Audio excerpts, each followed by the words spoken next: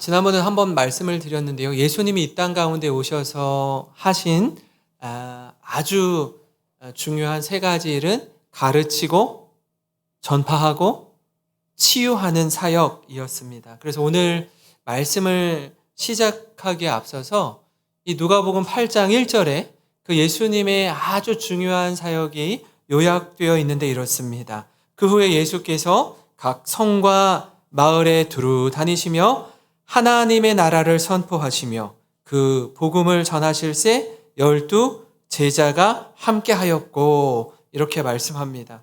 그러니까 하나님 나라와 복음을 전하는 그 예수님 곁에는 항상 누가 따라다녀요? 12명의 제자들이 함께했다라고 말하고 있습니다. 함께함이 제자도의 핵심입니다. 제자는 예수님이 선포하고 전하신 그 목격자와 증인이 되는 거예요. 예수님이 이렇게 말씀하셨습니다. 예수님이 이렇게 사셨습니다. 라고 증인이 되려면 예수님과 함께해야 보고 들은 것을 전하는 사람이 증인이기에 증인된 삶을 살려면 예수님과 함께해야 하는 것입니다. 그래야 확신에 차서 전파할 수 있습니다. 제가 작년 3월부터 12월까지 부산에 오가면서 굉장히 감사하기도 하고 인상적이었던 부분이 하나 있는데 그게 뭐냐면 그 수영록교회 이규현 목사님과 사모님 황수경 사모님의 그 뒷모습 속에서 참 존경하는 마음이 가득했습니다. 그랬던 이유 중에 하나는 뭐냐면 2주마다 한 번씩 월요일날 온종일을 함께 하는데 그 시간 목사님과 사모님이 목사님은 저 15명의 목사들과 함께 하고 사모님은 15명의 사모들과 함께 하는데 저희가 그곳에 가서 집으로 돌아올 때까지 처음부터 끝까지 계속 같이 있는 거예요. 식사도 같이 하고 말씀도 전하시고 소그룹 할 때도 산책할 때도 차를 마실 때도 무엇을 할 때든지 헤어지기 전까지 처음부터 끝까지 그 시간을 저희와 함께 보내시는 겁니다. 미국에서의 여정도 마찬가지였고 2박 3일의 수련회를 할 때도 잠잘 때 외에는 저희와 모든 시간을 함께 공유하는 것입니다. 쉬운 게 아니에요, 사실은. 목사는 월요일 날이 유일하게 쉬는 날입니다. 월요일 날 하루 쉬는데 그 월요일 날 저희도 피곤하지만 이규현 목사님도 피곤할 거 아니에요. 2주마다 한 번씩 하는 그 모든 시간을 오롯이 저희들을 위해서 사용하시는데 너무나 감사하더라고요. 그분의 성품과 인격과 깊이 있는 말씀도 은혜가 되었지만 끝까지 함께하는 모습은 더욱 도전이 되었습니다. 이처럼 저와 여러분이 예수님의 제자라고 한다면 그분과 끝까지 함께함으로 예수님의 목격자, 예수님의 증인이 되기를 간절히 소망합니다. 오늘 말씀은요, 너무나 잘 알고 있는 것처럼 4가지 땅에 뿌려진 씨의 비유입니다. 4가지 땅은 어떤 땅이죠? 첫 번째, 길가, 바위 위, 가시떨기, 좋은 땅에 떨어진 씨가 어떻게 그 땅에서 반응을 하느냐라는 내용이에요. 씨는 하나님의 말씀을 가리킵니다. 하나님의 말씀이 길가와 같은 마음밭에 떨어졌을 때 어떻게 반응하는지, 바위 위에 또 가시떨기에 좋은 밭에 떨어졌을 때 어떻게 반응하는지를 가르쳐주고 있는데요. 씨 뿌리는 비유를 보면 씨 뿌리는 비유의 교훈 첫째로는요. 여러분 말씀에 순종하지 못하도록 방해하는 요소가 굉장히 많다라는 겁니다. 하나님의 말씀이 우리에게 생명이요 능력임을 잘 알고 있는데 여러분 그 말씀이 우리 안에 열매 맺지 못하도록 방해하는 요소들이 굉장히 많습니다. 우리가 성도님들이 예배의 자리에 나와서 또는 개인적으로 말씀을 묵상하며 또 큐티하면서 또 공동체 성경 읽기를 통해서 말씀을 접할 수 있는 기회가 많이 있습니다.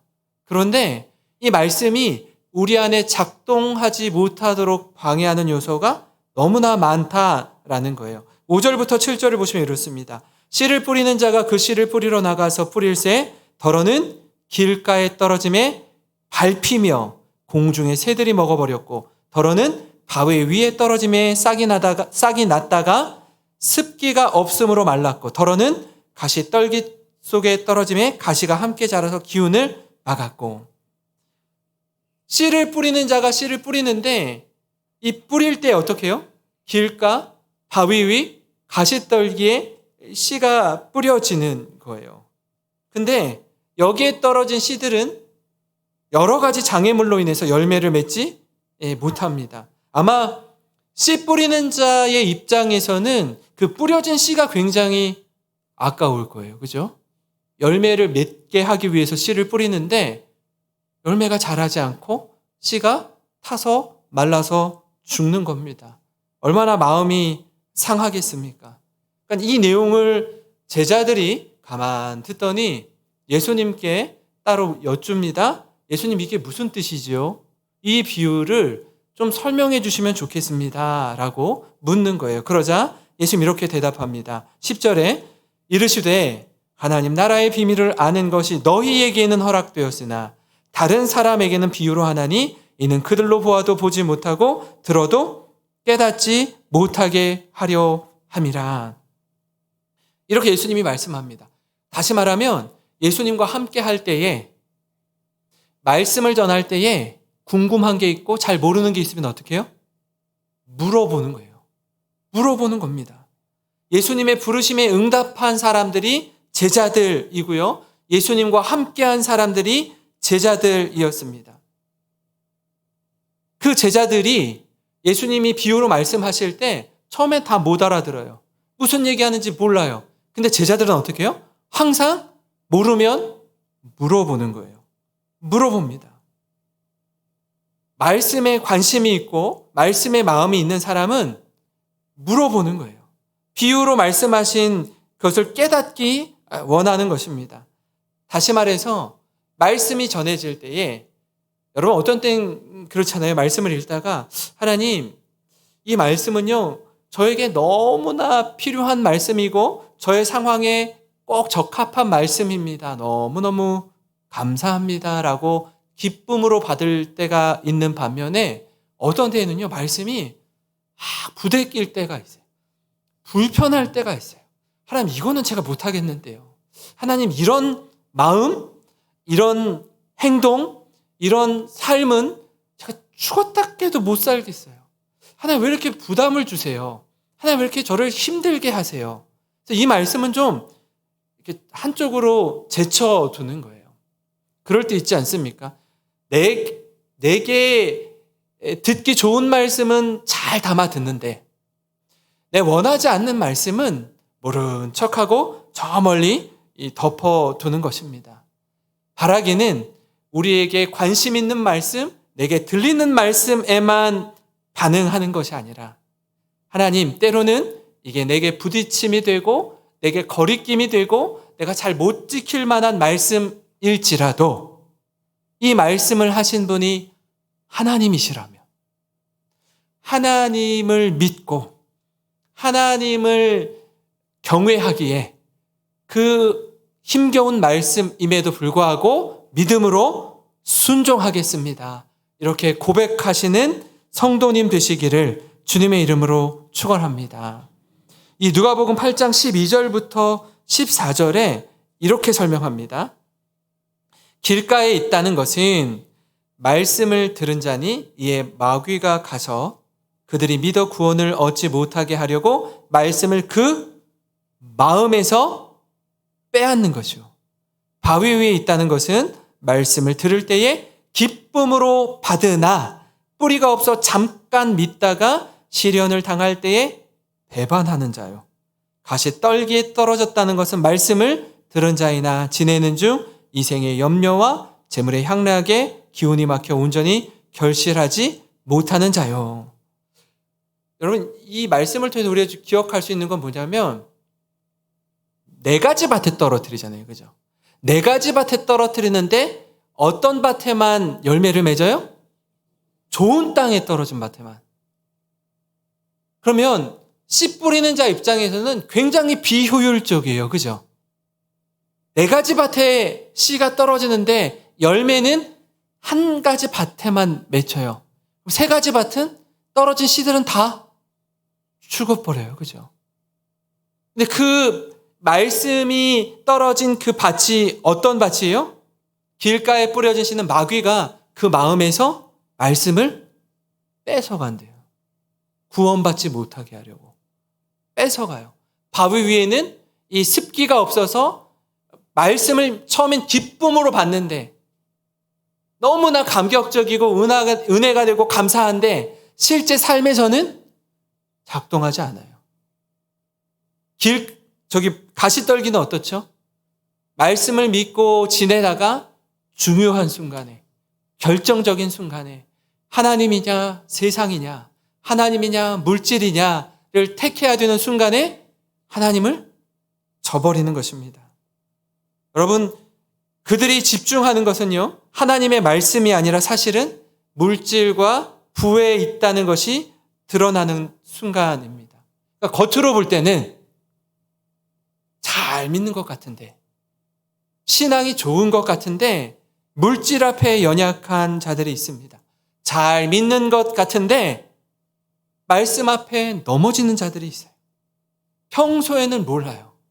전혀 드러나지 않습니다. 그러다가 결정적인 순간에 넘어지는 것입니다. 여러분, 이런 자들이 가시덤불에 떨어진 씨와 같습니다. 그런데 마지막으로 좋은 땅에 떨어진 씨는 어때요? 말씀을 간직할 뿐 아니라 인내함으로 결실한대요. 여기가 중요합니다. 인내함으로 결실해요. 좋은 땅에 떨어졌다라는 것은요, 그냥 자동으로 저절로 30배, 60배, 100배 열매를 맺는 게 아니에요. 그들에게도 시험이 있고 시련이 있고 고난이 있습니다. 그런데 어떻게 해요? 인내로 결실한대요. 버티고 견디는 것입니다. 그저 좋은 날만 있어서, 그저 하나님이 좋은 날만 우리에게 허락해 주셔서 열매 맺는 게 아니라 인내로 결실한다라고 말씀하고 있습니다. 사랑하는 성도 여러분, 하나님의 말씀을 받을 때에 우리 주위에 열매 맺지 못하게 하는 방해 요소가 참 많습니다. 하나님의 말씀보다 자녀를 우선순위에 두는 분들이 많이 계셔요. 제가 좀 충격적인 이야기를 들었는데, 여러분, 전업주부라는 말은 들어보셨죠? 전업주부. 예. 자신의 사역이, 자신의 삶의 현장이 가정인 겁니다. 가정을 다스리고, 가정을 살피고, 돌아보고, 남편이 마음껏 밖에 나아가서 일할 수 있도록 섬기고, 자녀를 양육하고 하는 모든 일, 이걸 돈으로 환산하면 수백만 원이라고 그래요. 수백만 원이라고 그래요. 전업주부라는 말을 들어보셨죠? 근데 중국에서 최근에 전업자녀라는 말이 나요. 전업자녀. 이게 무슨 말이냐면 장성해서 성인이 되고 대학을 졸업하고 직장에 취업해야 되는데 우리나라뿐 아니라 중국도 취업 전쟁인 거예요. 취업하기가 하늘의 별 따기인 거예요. 그래서 몇 번 도전하다가 그냥 나는 집에서 빨래하고 청소하고 밥하고 일하면서 부모님에게 월급을 받는 거예요. 전업 자녀가 되는 거예요. 또 어떤 경우는 직장 생활을 하다가 직장 생활이 너무 힘들어서 자녀가 그만둬요. 그만두고 새로운 직업을 찾다가 잘 취업이 안 되는 거예요. 그래서 그냥 전업 자녀로 머무는 중국의 자녀들이 엄청 많아졌어요. 엄청 많아졌어요. 그러니까 포기하는 거예요. 그냥 여기에서 부모님 주시는 용돈으로 생활하는 겁니다. 자녀를 아낀다고 아끼지만 이 험한 세상에서 나갈 힘이 없어요. 하나님 말씀보다 자녀를 더 우선해 둡니다. 하나님 말씀보다 물질을 더 우선해 둡니다. 하나님 말씀보다 명예를 더 우선에 두어요. 하나님 말씀보다 외모에 더 우선을 둡니다. 그래서 말씀에 집중하기 못하게 해요. 말씀이 우선순위에서 저만치 밀려나는 것입니다. 사랑하는 성도 여러분, 우리가 이 사실을 기억하고 하나님의 말씀을 기쁨으로 받되 고난이 따를 때도 있고 도저히 이해할 수 없는 일을 맞닥뜨릴 때도 있지만 인내로 결실하는 어떤 유혹에도 흔들리지 않는 우리 모든 성도님 되시기를 주님의 이름으로 축원합니다. 그런가 하면요, 여러분 씨 뿌리는 비유의 교훈 두 번째는 뭐냐면 그럼에도 불구하고 인내로 결실하는 열매가 풍성하다라는 것입니다. 이 말씀을 다시 풀어서 말씀을 드리면 여러분 네 가지 이 땅 중에서 겨우 한 곳만 열매를 맺죠. 그러면 4분의 1, 25%만 열매를 맺습니다. 씨 뿌리는 자 입장에서는 굉장히 비효율적인 것 같아요. 한 곳에서만 열매를 맺으니까. 그죠? 그래서 말씀을 전할 필요가 없어. 전도할 이유가 없어. 선교지에 나가서 선교할 이유가 없어. 왜 이렇게 비효율적인 일들을 감당을 해야 돼? 라고 생각할 수 있습니다. 낙심할 수 있고 절망할 수 있어요. 너무 가능성이 낮은데 그러면 네 사람에게 복음을 전하면 겨우 한 사람만 복음에 반응한다라는 거야? 힘이 빠질 수도 있습니다. 그러나 주님은 우리에게 소망을 주시고 기대를 갖도록 하셔요. 왜 그런 줄 아십니까? 여러분, 네 가지 땅 가운데 한 가지 땅에만 열매를 맺지만 그래서 놀라운 반전이 일어나요. 그게 뭐죠?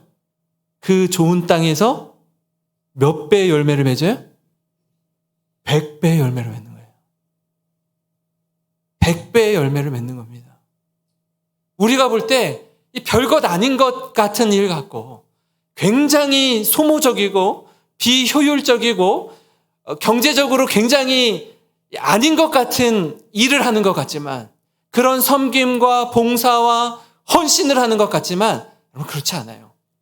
한 사람이 하나님의 말씀을 받고 은혜를 받으면 그 한 사람을 통해서 몇 명이 돌아와요? 100명이 돌아오는 놀라운 기적이 일어난다라는 것입니다. 8장 8절을 우리 한번 같이 읽어보겠습니다. 같이 읽습니다. 시작. 더러는 좋은 땅에 떨어짐에 나서 100배의 결실을 하였느니라. 이 말씀을 하시고 외치시되 들을 귀 있는 자는 들을지어다. 아멘. 사랑하는 성도 여러분, 여기에 소망이 있습니다. 우리가 절망에 빠지지 않고 낙심하지 않고 다시 일어설 수 있는 이유는 이 아주 작은 씨앗에서 100배의 열매를 결실하게 하는 놀라운 은혜가 있기 때문입니다. 여러분, 여기서 우리가 중요한 게 있어요.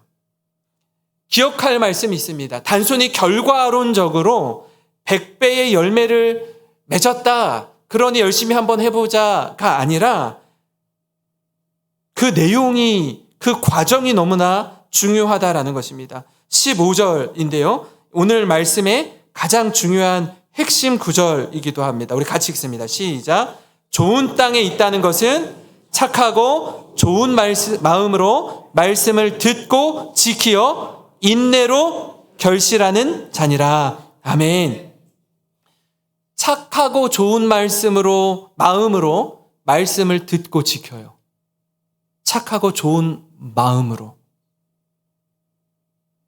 말씀을 듣고 지키되 어떻게 해요? 인내로 결실하는 거예요. 인내로 결실하는 겁니다.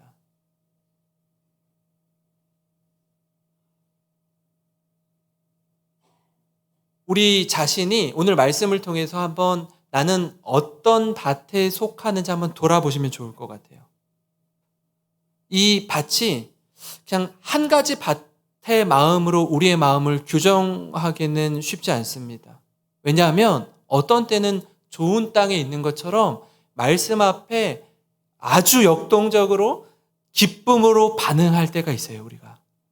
근데 어떤 때는요, 말씀을 듣는데 한 귀로 듣고 한 귀로 다 흘려버릴 때가 있어요. 길가에 떨어진 밭처럼 아무리 하나님의 말씀, 주옥 같은 말씀이 들려지고 말씀에 많은 사람들이 은혜를 받는다고 하는데 나에겐 은혜가 안 돼요. 또 어떤 경우에는 바위 위에 떨어진 것처럼 받는 그 순간에는 너무 좋아요. 역시 하나님의 말씀, 너무 귀한 말씀, 주옥 같은 말씀, 너무 좋은데 나가서 말씀을 다 잊어버려요. 신앙과 생활이 따로 놀아요. 믿음은 믿음이고 생활은 이 신앙이 작동하지 않는 세상에서 그냥 내가 원하는 대로 살아요. 우리의 마음이 어디에 자꾸 길을 내고 있는지 여러분 잘 살펴보시기 바랍니다. 어떤 곳에 내가 마음밭에 길을 내고 있는지, 그냥 다 들으면서 다 흘려버리는지, 기쁨으로 받는데 받을 때만 그렇고 잠시뿐인지, 아니면 신앙생활 잘하고 있는 것처럼 보이긴 하는데 결정적인 순간에 말씀으로부터 돌아서는지, 아니면 끝까지 인내함으로 결실하는지, 어디에 길을 내는지가 너무 중요합니다. 산이 있잖아요, 산이. 산에 처음에 길이 없어요, 길이. 우리가 가는 길은 누군가 먼저 그 길을 냈기 때문에 길이 열린 거거든요. 길이 생긴 거거든요. 처음에 길을 낼 때 잘 내야 됩니다. 그래야 뒤따라 오는 사람이 그 길을 따라 잘 올 수 있어요. 저는 등산을 막 썩 좋아하지는 않는데 가끔 산에 가면 이렇게 있지 않아? 이거 뭐라고 하죠? 리본 같은 거. 이렇게 표식 같은 거, 등산 산악회에서. 그거를 이렇게 나무에다가 이렇게 딱 달아놓더라고요. 그죠? 왜 달아놓죠? 그 길로 따라오라는 거예요. 앞서간 그 산악팀이 이 길로 지금 가고 있으니 이 표식을 보고 따라오라는 거잖아요. 그 길을 잘 내셔야 돼요. 산 길만 아니라 우리 마음의 길을 잘 내셔야 되는 거예요. 그 길을 잘못 내면은 늘 뭐만 있으면 자꾸 불평해요. 뭐만 있으면 자꾸 누군가를 원망해요. 뭐만 있으면 막 하나님께 삿대질해요. 왜요? 마음의 길을 자꾸 글로 내는 거예요. 가장 편하거든요. 남 탓하는 게 가장 편해요. 다른 사람 원망하는 게 가장 편하다. 쉬운 길이에요, 쉬운 길. 길을 정말 잘 내셔야 됩니다. 그래서 하나님, 어떤 길이라도 걸을 때에 원망하거나 불평하지 않고 정말 인내로 결실하기를 간절히 소망합니다. 여러분, 장석주님의 대추 한 알이라는 시가 있습니다. 제가 한번 읽어드리겠습니다. 적의 저절로 붉어질 리는 없다. 저 안에 태풍 몇 개, 저 안에 천둥 몇 개, 저 안에 번개 몇 개가 들어서서 붉게 익히는 것일 게다. 저게 저 혼자 둥그러질 리는 없다. 저 안에 무서리 내리는 몇 밤, 저 안에 땡볕 한 달, 저 안에 초승달 몇 날이 들어서서 둥글게 만드는 것일 게다. 대추나무야, 너는 세상과 통하였구나. 사랑하는 성도 여러분, 우리 인생도요, 이 대추 한 알 같습니다. 우리 성도님들의 삶의 이야기를 이렇게 듣다 보면은 말씀하시는 그분도 눈가에 눈시울이 이렇게 젖어들고 말씀을 듣는 저도 눈가에 눈시울이 맺힐 때가 있어요. 왜요? 힘든 시간을 지나오셨거든요. 눈물 없이는 들을 수 없는 이야기들을 나눠주시거든요. 이 대추 한 알과 같은 저 안에 태풍 몇 개, 저 안에 천둥 몇 개, 저 안에 번개 몇 개가 들어서서 붉게 익히는 것일 게다. 여러분, 인내로 결실한다는 건 이 대추 한 알과 같습니다. 하나님 앞에서 믿음의 삶을 살아갈 때 왜 힘든 일이 없습니까? 왜 눈물 나는 일이 없겠어요? 그러나 열매는요, 저절로 맺혀지지 않습니다. 한 알에 밀이 떨어져 죽을 때에 죽을 때에 많은 열매를 맺는 줄 믿습니다. 이 사실을 기억하며 인내로 결실하는 우리 사랑하는 영생교회 모든 성도님 되시기를 주님의 이름으로 축원합니다.